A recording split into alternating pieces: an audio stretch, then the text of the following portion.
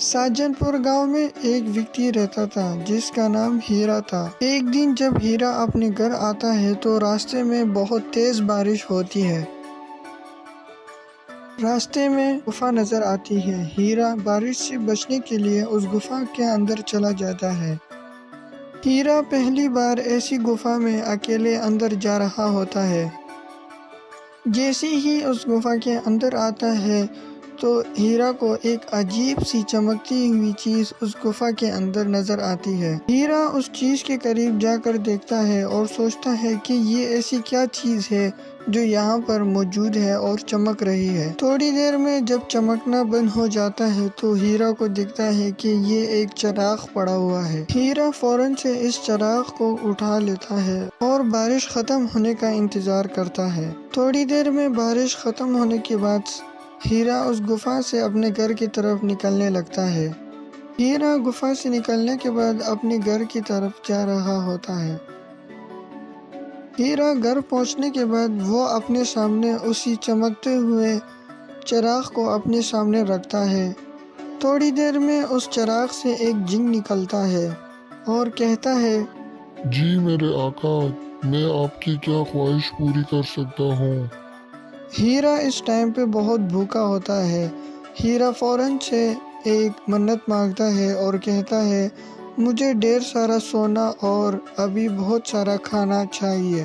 اس کے بعد جن بولنے لگتا ہے، جیسا چاہو میرے آقا، میں ابھی آپ کے سامنے آپ کا سونا اور کھانا آپ کے سامنے رکھتا ہوں۔ دیکھتے دیکھتے ہیرا کے سامنے بہت زیادہ سونا اور اس کے سامنے کھانا آ جاتا ہے اور یہ دیکھ کر ہیرا بہت خوش ہوتا ہے۔ لیکن ہیرا کو یہ نہیں پتا ہوتا کہ ایک گاؤں کا ویکتی اسے چپکے سے دیکھ رہا ہوتا ہے۔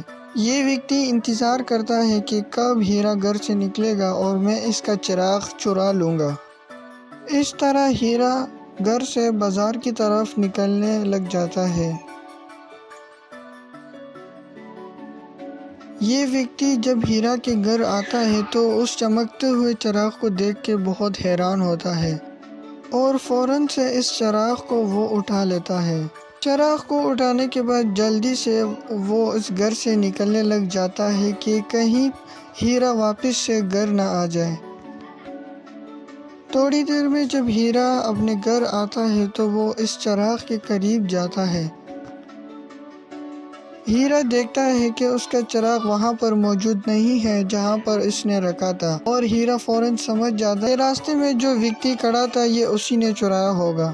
ہیرا اس ویکتی کو پورے گاؤں میں ڈھونڈتا ہے لیکن وہ ویکتی ہیرا کو کہیں پر نہیں ملتا۔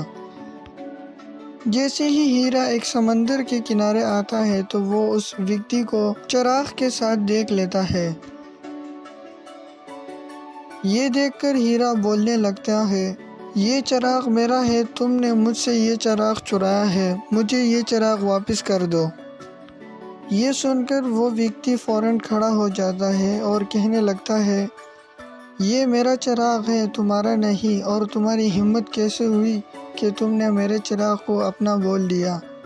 اس طرح سے دونوں اپنے پاس سے گن نکال لیتے ہیں اور ایک دوسرے کو گولی سے مار دیتے ہیں اور دونوں وہیں پر مر جاتے ہیں اور اس طرح چراغ دوبارہ اکیلا رہ جاتا ہے۔